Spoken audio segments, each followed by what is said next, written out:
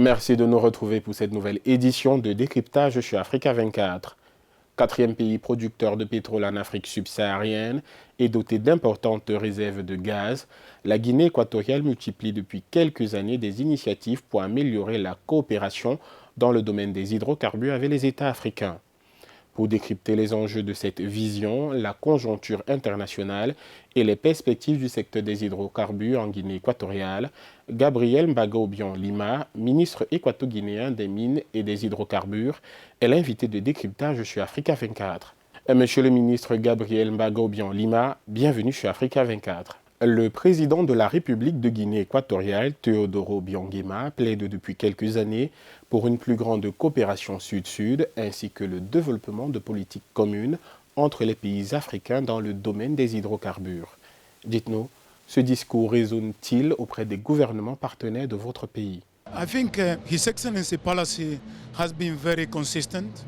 He has been always talking about the Pan-Africanism and especially the importance that Africans continue, share information, do cooperations. We have been focusing more in exporting oil and gas to America, to Asia, to different places, but we never talk about exporting to Africa. So one of the key things on the policy of His Excellency is that we need to create an own market. En mars 2022, vous avez signé un protocole d'accord avec le Nigeria pour traiter les hydrocarbures des champs offshore de ce pays d'Afrique de l'Ouest dans les usines équato-guinéennes. Dites-nous, combien coûtera la mise en œuvre de ce projet? Quelle durée avant le début de l'exploitation et quels sont les gains attendus pour les deux États? The total cost, we are still doing the studies. Now, the beauty of this project with Nigeria is that we are not buying Nigerian gas. What we are doing is that we are inviting the Nigerian producers to come to Equatorial Guinea, process the gas, and then we jointly sell it. So the owner of the gas, under no circumstances, the loss, in this case, the property of the gas. So it's not for us to go there and buy the gas, and then we take the proceed. So that's something that Nigerians are very happy. We are supporting the initiative, and we know that many other continents, like Europeans, like Americans, want gas. But our question is, first, we need to focus what gas Africa needs. Once we satisfy the African gas need, then we can talk about gas of other continents. Monsieur le ministre, vous vous êtes rendu au Cameroun au second semestre 2021, où vous avez rencontré les ministres en charge de l'énergie et des mines, les responsables de la Société nationale des hydrocarbures, entre autres. Des questions sur le partage des informations pétrolières avaient été évoquées lors de cette visite, ainsi que le développement de projets mutuels, dont l'exploitation d'hydrocarbures à votre frontière maritime commune. Dites-nous, qu'en est-il spécifiquement des projets envisagés avec le Cameroun? I will say the same thing in Nigeria. The political will is there. His Excellency President Obiang Lima have already given the green light. His Excellency the President Biya have already green light. The national companies, both Sonagas, G Petrol and SNH, have given green light. So in general, the political will is there. Now we need to do the technical. Like you will be aware, there is an operator, Chevron, who have activity in Equatorial Guinea and also in Cameroon. So right now we are working on the unitization to be able to jointly exploit the resources. Now what is happening at this stage is that we need to agree what's going to be the cost of the installation, what's going to be the cost of all the activity that we need to do, but this cost is going to be extremely low. Now the answer why it's going to be extremely low is because we already have the infrastructure in place. So the only thing we are doing is that we are bringing the gas from Cameroon all the way to an installation, is processed, and then Cameroon will take it in kind, the gas. Very similar than Nigeria. Now another problem that we are having, and I'm going to raise it because it's very important, is that CEMAC is becoming not investable.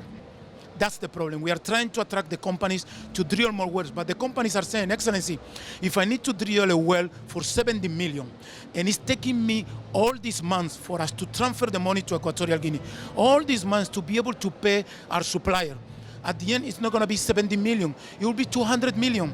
And all the companies are saying, this is not possible. Au Gabon, des projets sont également envisagés comme l'exportation de méthanol. Pouvez-vous nous présenter les projets avec cet autre pays d'Afrique centrale? So what we have in Equatorial Guinea, we have methanol. And what methanol, you can create resin and you also can create formaldehyde. What you do with resin and with formaldehyde is that you can make sure that the wood, for example, is actually more stronger.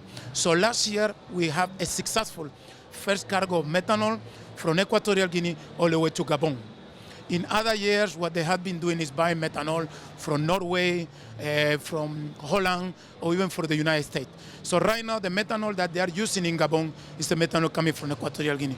We need to be able to find more other projects like that that can be able for us to create markets to do that. At this moment, the coke is too small. The methanol that we have supply is still there.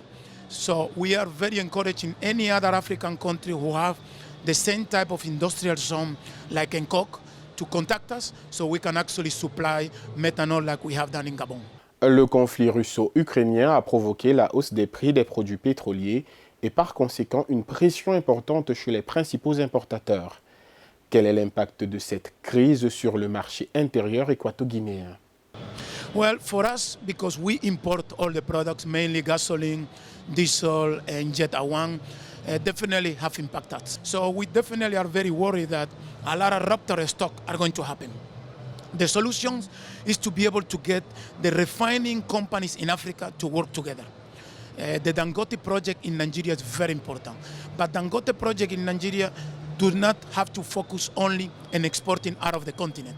Dangote should focus on how to make sure that every single African country can receive the resources. Because right now, the Russian-Ukraine situation have taught us a lesson that we cannot rely on other continents for our resources. So, la hausse des prix des matières premières énergétiques dans le pétrole brut et le gaz est-elle une opportunité pour un État producteur comme la Guinée équatoriale?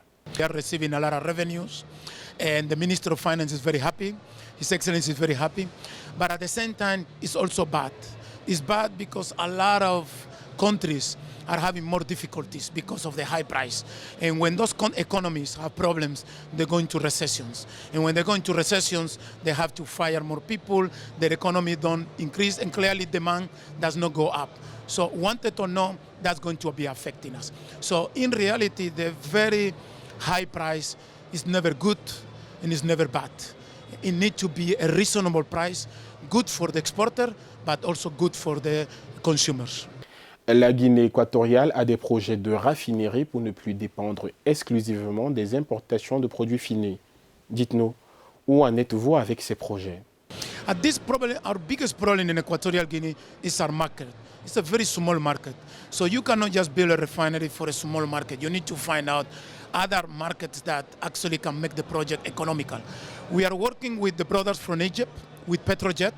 They have already advanced very much in the project. The objective that we are doing is to build a modular refinery.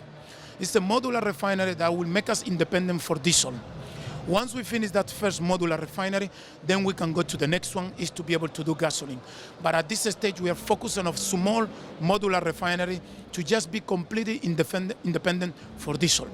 We were initially, by this quarter, were supposed to be doing the groundbreaking. Unfortunately, for different circumstances, we have not been able to do it.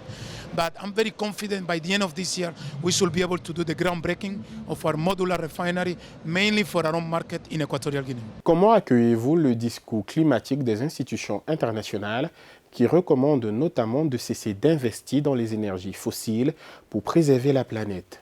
My position is very simple. It's very unfair that the continent who has been least responsible to pollute this continent are asked to be able to do the more. The responsible are the North Americans, are the Europeans, are the Asians. It's not us. Who is the biggest producers? Who are the biggest producers of oil and gas in this continent? It's North American, United States and Canada.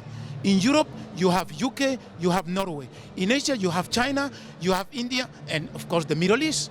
But why they're telling Africa to forget about fossil fuel?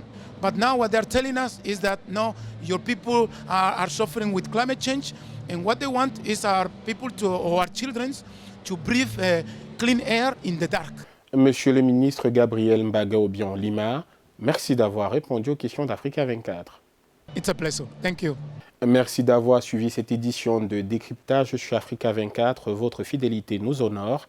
Retrouvons-nous très prochainement pour une nouvelle édition. D'ici à là, belle suite de programmes sur Africa 24 et africa24tv.com.